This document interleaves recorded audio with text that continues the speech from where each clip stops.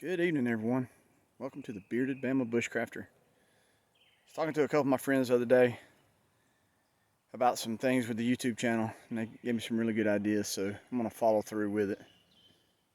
So I'm going to make a few videos here, and basically it's going to be Bushcrafting 101. In today's video, we're going to be talking about fire making. Stand by. Alright, so first of all, building a fire. You need material to make a fire, you need a location to make a fire, and then you need a heat source. So basically, what you need to keep in mind when you're going to build a fire is the fire triangle. And if I'm saying this right, the fire triangle is oxygen, material, and heat source, which is ignition. And I found some good fuel right here. You can see this. This is pine resin. This right here will burn like you won't believe. So this will help us get a fire going. Let's see what else we can find. So basically in this video, I'm just going to keep it real simple. Trying to think about if I were a person wanting to know how to build a fire, what could somebody tell me? So I'm looking around here. Here's all kind of material laying on the ground. Nothing much as far as work goes to collect the material to burn. Just need to find a location. I believe just right here.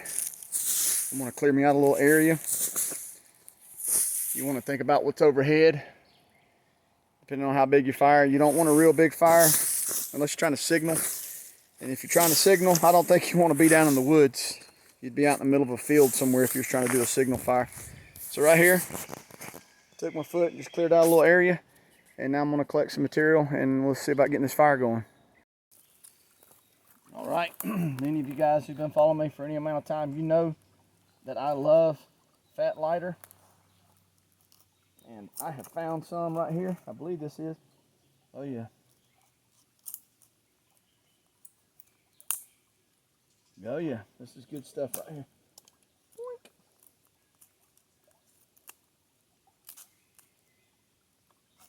Just shaving some. Don't need a whole lot.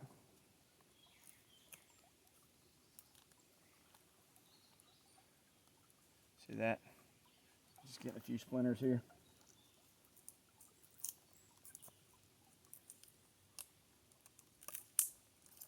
That's the good stuff right there. Can you smell it? It smells good, doesn't it? Alright, I'm gonna grab this piece. Flew over here.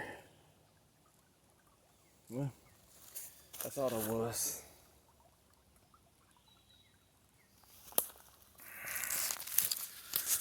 Alright, so got me a little bit of material. Let's go back up where we're going to build the fire. Okay, real simple.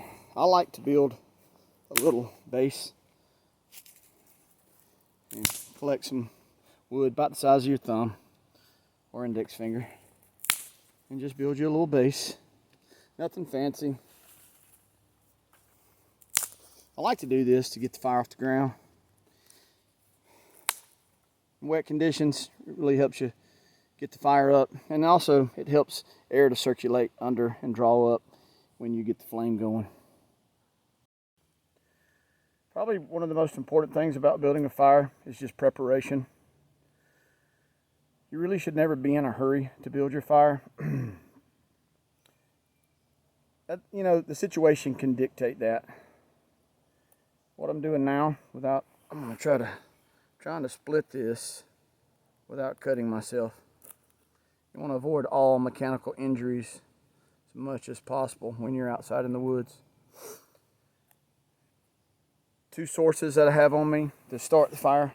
I have a ferro rod. This was one of my older ones. That's a product of it getting wet one time and then just multiple use. And I want to make this suggestion. If you get outside, if you like bushcrafting, if you like camping, or anything like that, get in the habit of carrying a big lighter with you. And I bought this little case for it. I got it through Dave Kenneberry's, the Pathfinder store. I believe that's what it's called. It's an Exotac. Little case, waterproof, keeps your lighter protected. Big lighters are the best. And basically, this is flint and steel, modern day. If it gets wet, you dry it out, it's going to work. You're pretty much guaranteed to have a fire. Keep this on your person. Get in the habit of carrying these. Trust me, you'll appreciate that. Okay, so when starting our fire, think about small pieces. I got a little bit of a wind coming in, so I'm going to get on this side over here. Try to keep everything in a little area where you'll be working. This is real simple. Just get it lit. Work with the wind if you have a little bit of wind.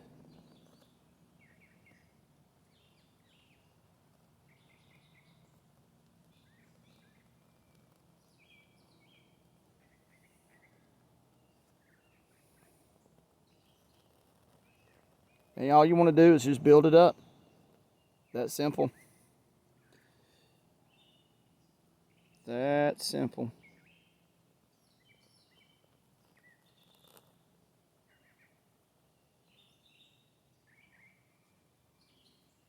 Sometimes, if you get in a rush,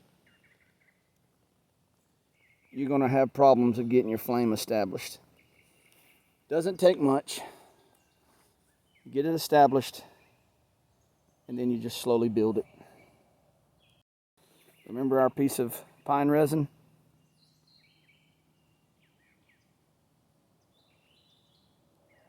It should become a skill, building a fire.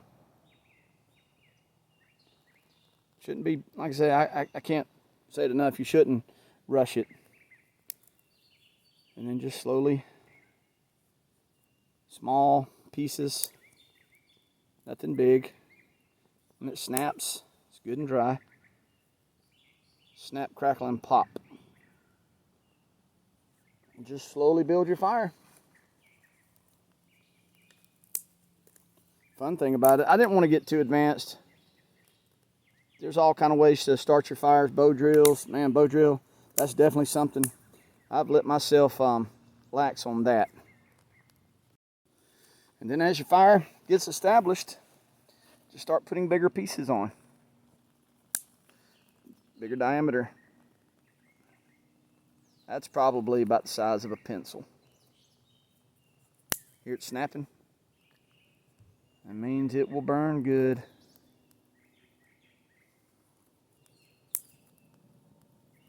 This is poplar. It's real papery. The bark is. Burns real well. So think about the fire triangle. It's got to have air. You've got to have material. Here's material. And you got to have a heat source. So your flame from your lighter is your heat source. You've got to have heat. If you don't have heat, you're not going to have a fire. If you don't have air, oxygen, you're not going to have a fire. And if you don't have material, you're not going to have a fire. Those are real simple and basic rules to think about. All right, got us a small fire established here. And just some thoughts on this. Fire it's very important in wood skills, bushcrafting, camping. With a fire, first of all, it's a psychological thing. If you're by yourself and you get lost and it starts getting dark and you build a fire, immediately your mind starts settling. So you feel protected. And it does bring about a sense of protection and security. It also your source of cooking, boiling water to make it safe to drink, making tools. Fire is essential. You got to get out and practice these things.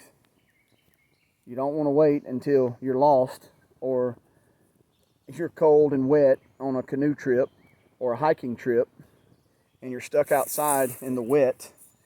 You know, it doesn't have to be freezing cold. I think your body temperature drops just a degree or so, your core temperature starts dropping, hypothermia sets in, and you get in a lot of trouble at that point. And in severe cases, you can die from it. Check out our little fire we got. This fire right here, I can cook with it. It's going to provide me, a sense of peace in my mind. When you get out in the woods, it can be scary, especially by yourself. Your mind really could mess with you, and the boogeyman is everywhere, but this helps keep the boogeyman at bay. That's all you need. Very basic. I didn't have much on me. I had my Horse Keppert Condor, one of my favorite knives. Big lighter. And now I've got my fire. All right, I'm gonna keep this simple. Hopefully this is simple enough. I challenge you to get outside. Find you a place, get a little safe location. You know, I've got a lot of pine straw around here, but the wind, you gotta keep the wind in mind, stuff overhead in mind.